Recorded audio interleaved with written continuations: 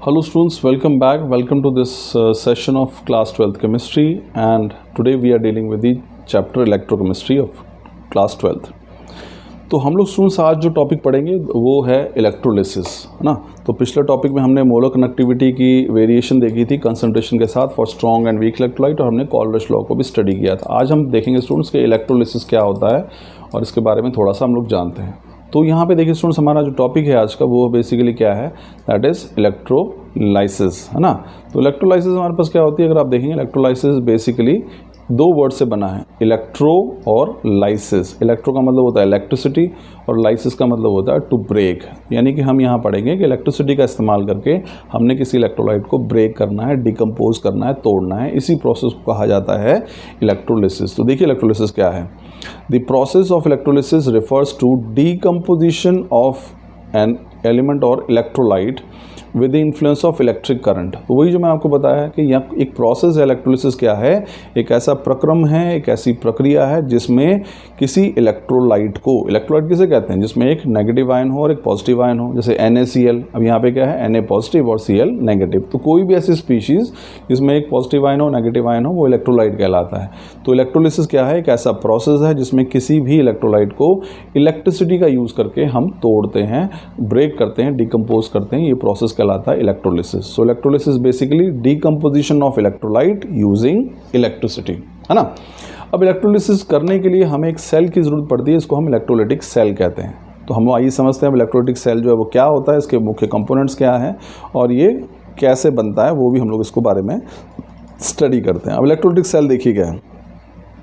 Electrolytic cell is electrochemical device that uses the electric energy to facilitate the non-spontaneous redox reaction। अब यहाँ बड़ा important है, electrolytic cell क्या करते हैं, एक डिवाइस है जहाँ पे इलेक्ट्रिक एनर्जी का इस्तेमाल किया जाता है और एक नॉन स्पॉन्टेनियस रिडॉक्स रिएक्शन को कैरी आउट किया जाता है। यानी ऐसा रिएक्शन जो अपने आप नहीं होता, उस रिएक्शन को हम फोर्स करते हैं कि वो हो जाए, किसके इस्तेमाल से, इलेक्ट्रिक एनर्जी के इस्तेमाल से। For example water is subjected to electrolysis. जब हम पानी की इलेक्ट्रोलिसिस करते हैं, यानी पानी में से बिजली गुजारते हैं, तो वो क्या प्रोड्यूस करता है, ऑक्सीजन एंड हाइड्रोजन गैस। तो हमने यहाँ पे क्या किया, हमने वाटर को क्या किया है, डिकम्पोज कर दिया है ना।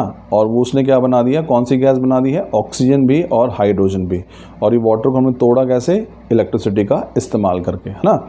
अब किसी भी इलेक्ट्रोलाइटिक सेल के स्टूडेंट्स अगर हम देखें तो तीन इंपॉर्टेंट कंपोनेंट्स होते हैं। यहाँ पे आप अगर डायग्राम देखेंगे तो यहाँ पे आपको एक इलेक्ट्रोलाइटिक सेल नज़र आ रहा है राइट साइड पे। तो इलेक्ट्रोलाइटिक सेल के बारे में पढ़ते हैं कि क्या किन किन चीज़ों से मिलकर बनता है। तो अब इसे हम देखेंगे तो they are basically three components of electrolytic cell. पहला कौन सा है, कैथोड है ना। कैथोड क्या है, जो बैटरी के नेगेटिव टर्मिनल से जुड़ा होता है। तो ये देख सकते हैं आप यहाँ पे, ये कैथोड है। ये जो इलेक्ट्रोड हमने यहाँ पे यूज़ किया कैथोड है और हमने इसको बैटरी के नेगेटिव टर्मिनल से जोड़ा है। दूसरा हमारे पास क्या है, एनोड है। ये एनोड है इलेक्ट्रोड जो हमने यहाँ पे डाला हुआ, इसको बैटरी के पॉजिटिव टर्मिनल से जोड़ा गया है। और तीसरा हमारे पास क्या है, यहाँ पे एक इलेक्ट्रोलाइट है। मैंने आपको बताया था इलेक्ट्रोलाइट है जिसके नेगेटिव आयंस है और पॉजिटिव आयन जो है वो मौजूद हैं, जो कि आप देख सकते हैं। तो इलेक्ट्रोलाइटिक सेल वास्तव में एक इलेक्ट्रोलाइटिक टैंक का बना होता है जिसमें दो इलेक्ट्रोड्स डिप किए गए होते हैं। एक को हम कैथोड कहते हैं जो बैटरी के नेगेटिव टर्मिनल से जुड़ा होता है, दूसरे को हम एनोड कहते हैं जो बैटरी के पॉजिटिव टर्मिनल से जुड़ा होता है।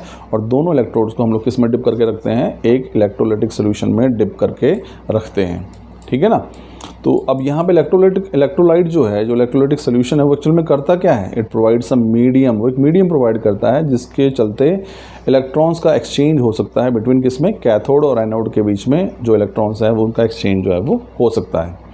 अब इसी इलेक्ट्रोलिसिस को स्टूडेंट्स हम एक एग्जांपल से समझते हैं। For example electrolysis of molten sodium chloride. यानी हमारे पास क्या है, अब यही इलेक्ट्रोलाइटिक सेल है और इसी इलेक्ट्रोलाइटिक सेल के अंदर हम लोग क्या करेंगे, इलेक्ट्रोलाइट की जगह हमने क्या डाल दिया है, हमने मोल्टन सोडियम क्लोराइड डाल दिया है। यानी कि ये हमारे पास जो आप डायग्राम देख रहे हैं, बाकी सब ठीक है, लेकिन यहाँ पर हमने क्या डाल दिया है, मोल्टन पिघला हुआ सोडियम क्लोराइड, वो हमने इसमें डाल दिया है। और हम इसकी जो है अब इलेक्ट्रोलिसिस करेंगे तो देखेंगे हम इसमें क्या होगा, ठीक है। तो हम एग्जांपल से समझ रहे हैं इलेक्ट्रोलिसिस को। अब इलेक्ट्रोलाइटिक सेल मैंने आपको बताया कि ये एक कंटेनर का बना होता है जिसमें एक कैथोड होता है, एक एनोड होता है और एक इलेक्ट्रोलाइट होता है। अब हम यहाँ पे एग्जांपल ले रहे हैं electrolysis of molten sodium chloride. तो यहाँ पे हमारे पास देखो वही है, दो इनर्ट इलेक्ट्रोड हम लोग यूज़ करेंगे यहाँ पे, है ना। और क्या यूज़ कर रहे हैं इलेक्ट्रोलाइट के तौर पर, मोल्टन सोडियम क्लोराइड। अब सोडियम क्लोराइड है तो कौन से आयन बनेंगे, Na पॉजिटिव हमारे पास और Cl नेगेटिव आयन बनेंगे। अब जब भी इलेक्ट्रिक करंट पास होगा सर्किट में से, जो कैथोड है वो क्या नेगेटिव चार्ज है, नेगेटिव का मतलब क्या, वहाँ पे वो क्या हो जाएगा, इलेक्ट्रॉन रिच, कैथोड पे जो होगा वो इलेक्ट्रॉन रिच हो जाएगा और उसके ऊपर कौन सा चार्ज डेवलप हो जाएगा, नेगेटिव चार्ज।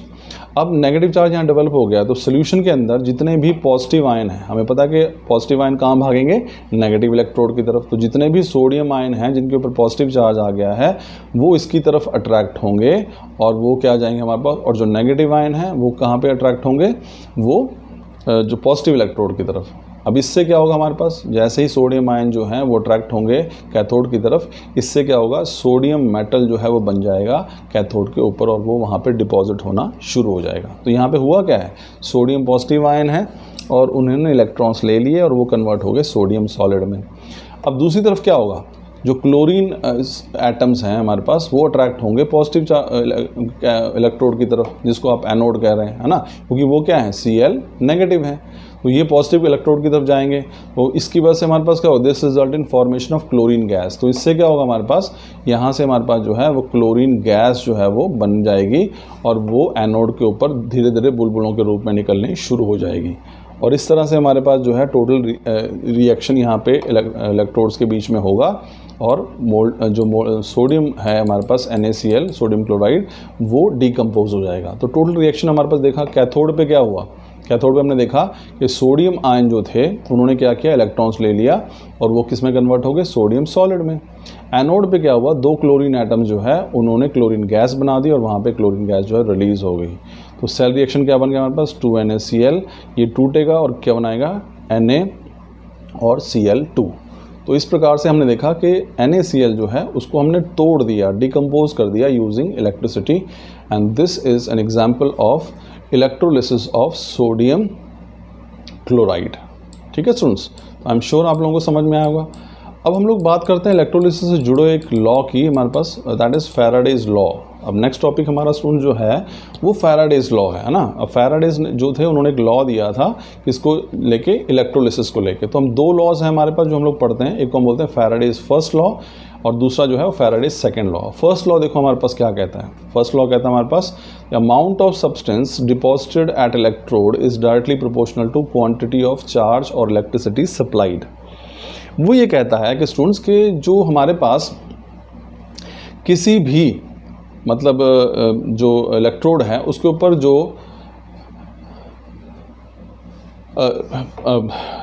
जो सब्सटेंस डिपॉजिट होगा या लिबरेट होगा वो इस बात पर डिपेंड करेगा कि भाई हमने जो है वो उसमें से कितनी क्वांटिटी इलेक्ट्रिसिटी की पास की है। ठीक है ना। तो यहाँ सिंपल सा एग्जांपल देखने समझने की कोशिश करते हैं स्टूडेंट्स। यहाँ पे देखिए हमारे पास क्या है, ये हमारे पास इलेक्ट्रोड है, ठीक है, वही हमने इसकी इलेक्ट्रोलिसिस कर रहे हैं। एक इलेक्ट्रोड ये रहा, दूसरा भी मैंने आपको बताया था कि सोडियम क्या होता है कि जब हम मोल्टन सोडियम की इलेक्ट्रोलिसिस करते हैं तो एक इलेक्ट्रोड पे सोडियम जाके चिपक जाता है, डिपॉजिट हो रहा है, और एक इलेक्ट्रोड पे क्लोरीन गैस लिबरेट हो रही है। तो यानी जब भी इलेक्ट्रोलिसिस की जाती है एक इलेक्ट्रोड पे सब्सटेंस जो है वो जमा होता है, दूसरे इलेक्ट्रोड पे वो लिबरेट होता है। तो ये यहाँ पे जो लॉ है वो ये कहता है कि किसी भी सब्सटेंस की जो इलेक्ट्रोड के ऊपर या तो डिपॉजिट होगा या फिर लिबरेट होगा वो डिपेंड करेगा कि हम कितनी इलेक्ट्रिसिटी क्वांटिटी की पास कर रहे हैं, है ना। तो W यानी कि W क्या है, अमाउंट ऑफ सब्सटेंस लिबरेटेड और deposited is directly proportional to quantity of electricity passed. ये रिलेशन देख लीजिए, W is proportional to Q। अब W जो है वो किसके बराबर है, हम एक प्रोपोर्शनलिटी कांस्टेंट हटाएंगे एंड इसको रिप्लेस कर देंगे हम Z से, है ना। Z जो है वो इलेक्ट्रोकेमिकल इक्विवेलेंट, अभी हम समझेंगे क्या होता है। So W is equal to Z into Q। अब Q जो है वो क्या है, this is quantity of electricity. और क्वांटिटी ऑफ इलेक्ट्रिसिटी क्या होती है कि आपने कितना करंट पास किया है और कितने समय के लिए पास किया है। सो Q किसके बराबर हो जाएगा, I इंटू T। तो मैं यहाँ पे Z तो है ही है, Q की जगह क्या डाल दूंगा, I इंटू टी। आई यहाँ पे क्या है, करंट है, और T हमारे पास क्या है, टाइम है। सो W जो है that is equal to Z into I into T. ठीक है ना। और यहाँ पे Z जो है जो इलेक्ट्रोकेमिकल इक्विवेलेंट है, this is equal to E divided by 96500। ये रिलेशन भी ध्यान रखिएगा स्टूडेंट्स, हमारे पास जो इलेक्ट्रोकेमिकल इक्विवेलेंट है Z जो है that is equal to E divided by 96500 coulomb, है ना। और ये E हमारे पास क्या है, उसका इक्विवेलेंट वेट, जो भी सब्सटेंस जो है लिबरेट हुआ है, डिपॉजिट हुआ है, उसका वेट है। तो हमारे पास ये जो रिलेशन आई है स्टूडेंट्स, यहाँ पे देखिए, अब हमने कुछ नहीं करना, हमने सिर्फ वैल्यूज़ को रिप्लेस करना उनको। पहले W जो है किसके प्रोपोर्शनल है, Q के। क्यू किसके बराबर है आई इंटू टी के, तो डब्ल्यू किसके बराबर हो गया Z into I into T, Z किसके बराबर है ई डिवाइडेड बाय 96500। हम ये वैल्यू सारी की सारी कौन सी, एक तो ये वैल्यू और दूसरी ये वैल्यू हम लोग क्या पुट करेंगे यहाँ पे इस इक्वेशन के अंदर पुट करेंगे, इस इक्वेशन के अंदर, तो हमारे पास आ जाएगा W is equal to E into I into T divided by 96500। तो ये फाइनली हमारे पास जो है रिलेशन आ जाएगा, मैथमेटिकल रिलेशन, किसके लिए, फैराडेज फर्स्ट लॉ के लिए। तो यहाँ पे देख लीजिए आप लोग क्या है, ई जो है वो इक्विवेलेंट वेट है, आई करंट है, टी टाइम है और क्यू जो है वो चार्ज है, यानी कि क्वांटिटी ऑफ इलेक्ट्रिसिटी।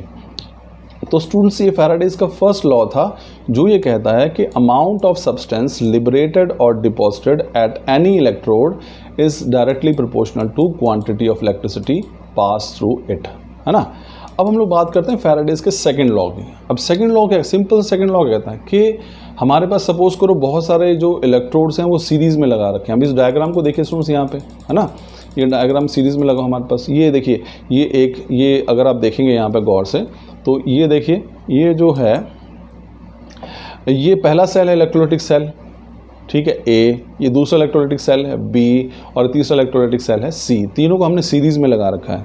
अब फैराडेज का सेकंड लॉ ये कहता है कि अगर बहुत सारे इलेक्ट्रोलाइट सीरीज़ में लगाए हों और आप उनके अंदर सेम क्वांटिटी ऑफ इलेक्ट्रिसिटी पास करें, सेम क्वांटिटी ऑफ इलेक्ट्रिसिटी, यानी मेरे पास 3 इलेक्ट्रोलाइटिक सेल है और मैंने क्या किया है, इन तीनों के अंदर सेम क्वांटिटी ऑफ इलेक्ट्रिसिटी अगर मैं पास करता हूँ, then amount of substance deposited or liberated is directly proportional to their equivalent weight, वो उनके इक्विवेलेंट वेट के प्रोपोर्शनल होगा।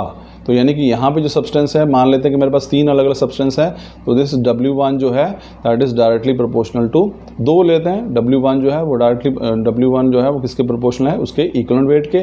जो सेकंड सेल है उसका जो वेट जो प्रोड्यूस होगा वो किसके प्रोपोर्शनल होगा, उस सेकंड कंपाउंड के इक्विवेलेंट वेट के। तो सिंपल रिलेशन क्या बनेगी, W1 divided by W2 this is equal to E1 divided by E2। ये हमारे पास है मैथमेटिकल एक्सप्रेशन किसके लिए, फैराडेज सेकंड लॉ के लिए। तो ये हमारे पास है, this is the mathematical expression for Faraday's second law. So W1 divide by W2 is equal to E1 by E2, यानी W1 किसके प्रोपोर्शनल है, weight amount of substance liberated deposited that is equal to equivalent weight of substance 1। Similarly amount of substance deposited liberated for second is directly proportional to equivalent weight of substance 2। तो ये law क्या कहता है students, Faraday's second law कहता है, क्या कहता है कि amount of if same quantity of electricity is pass through different electrolytes, then amount of substance liberated or deposited is directly proportional to their equivalent weights, that is WA divided by EA is equal to WB divided by EB, similarly that is equal to WC divided by EC। तो ये relation हमारे पास बन जाएगा, this is Faraday's second law. And I am sure students आप लोगों के topic समझ में आएंगे। तो हमने फैराडेज के 2 लॉ पढ़े हैं। पहला लॉ क्या कहता है, अमाउंट ऑफ सब्सटेंस लिबरेटेड और deposited at any electrode is directly proportional to quantity of electricity pass through them, यानी किसी भी इलेक्ट्रोड पे कितनी अमाउंट किसी भी सब्सटेंस की डिपॉजिट होगी या लिबरेट होगी, वो इस बात के पे डिपेंड करेगा कि आप उसमें से कितनी क्वांटिटी इलेक्ट्रिसिटी की पास कर रहे हैं। जितनी ज़्यादा इलेक्ट्रिसिटी पास करेंगे उतनी ज़्यादा अमाउंट जो है वो डिपॉजिट होगी। ये फैराडेज का पहला लॉ था। सेकेंड लॉ हमारे पास क्या है, ये नियम कहता है, if same quantity of electricity is pass through different electrolytes connected in series, then amount of substance liberated or deposited at each electrode is directly proportional to their equivalent weights। कि अगर आपने बहुत सारे 2-3 इलेक्ट्रोलाइटिक सेल को आपने series में लगा रखा है और आप सभी में से सेम क्वांटिटी इलेक्ट्रिसिटी की पास करते हैं, तो जो भी अमाउंट सब्सटेंस की डिपॉजिट होगी या लिबरेट होगी वो उस सब्सटेंस के इक्विवेलेंट वेट के डायरेक्टली प्रोपोर्शनल होगी। तो स्टूडेंट्स ये थे हमारे पास आज का टॉपिक। आई एम श्योर आपको समझ में आएगा। Thank you.